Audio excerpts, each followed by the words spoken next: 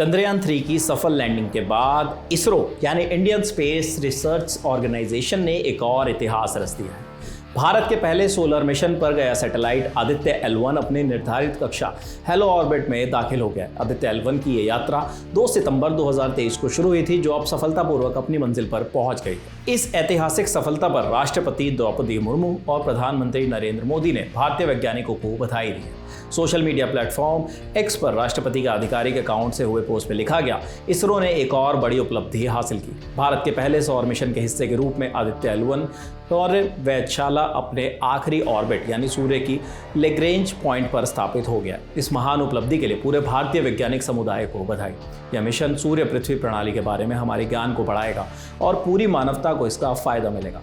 इसरो के मिशन में महिला वैज्ञानिकों की महत्वपूर्ण भागीदारी महिला सशक्तिकरण को भी नई ऊंचाई पर ले जाती है। वहीं इस उपलब्धि पर इसरो को बधाई देते हुए पीएम मोदी ने लिखा, भारत ने एक और उपलब्धि हासिल की। भारत का पहला सोलर ऑब्जर्वेटरी आदित्य L1 अपनी मंजिल पर पहुंच गया है। यह सबसे जटिल और पेचीदा अंतरिक्ष अभियानों को साकार करने में हमारे वैज्ञानिकों के अथक समर्पण का प्रमाण है। मैं इस असाधारण उपलब्धि की सराहना करने में देश भर के साथ हूँ। हम मानवता के लाभ के लिए विज्ञान की नई सीमाओं को पार करना जारी रखें।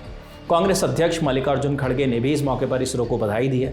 खड़गे ने बताया कि भारत का सोलर मिशन 2006 में ही शुरू हो गया था। उन्होंने लिखा, भारत अब गर्व से सूर्य की ओर देख रहा है। हम भी अपने इसरो के समर्पित वैज्ञानिकों और अंतरिक्ष इंजीनियरों द्वारा एक असाधारण उपलब्धि का जश्न मनाने में देश के साथ शामिल हैं। भारत की पहली सोलर ऑब्जर्वेटरी आदित्य L1 अपनी मंजिल तक पहुंच गई है। भारत ने सूर्य की यात्रा 2006 में शुरू की, जब हमारे वैज्ञानिकों ने सूर्य के लिए एक ही उपकरण के साथ एक और ऑब्जर्वेटरी का प्रस्ताव रखा।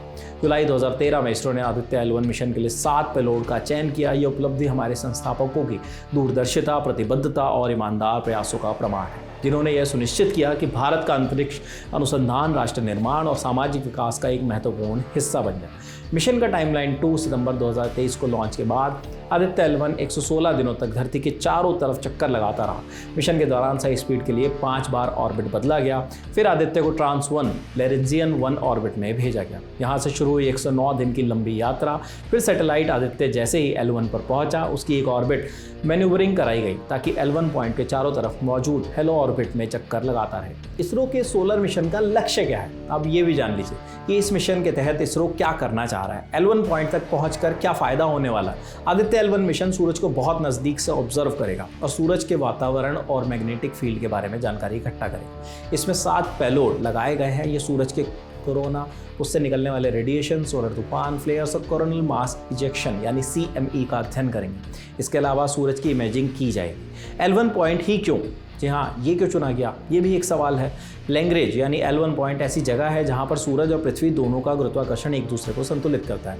इसके चलते सैटेलाइट को ना ही सूरज अपनी तरफ खींचेगा और ना ही पृथ्वी अपनी तरफ। इससे ईंधन की कम खपत होगी और सैटेलाइट L1 पॉइंट के चारों ओर से ऑर्बिट के चक्कर लगाता रहेगा। इसरो की इस कामयाबी पर देश भर ही नहीं, दुनिया भर से हमें बधाई संदेश मिल रहे हैं और ये देश के लिए गर्व का क्षण है। इस स्टोरी के लिए तमाम जानकारी जुटाई है हमारे साथी श्वेता ने। देखते रहिए दी लल्लन टॉप। शुक्रिया।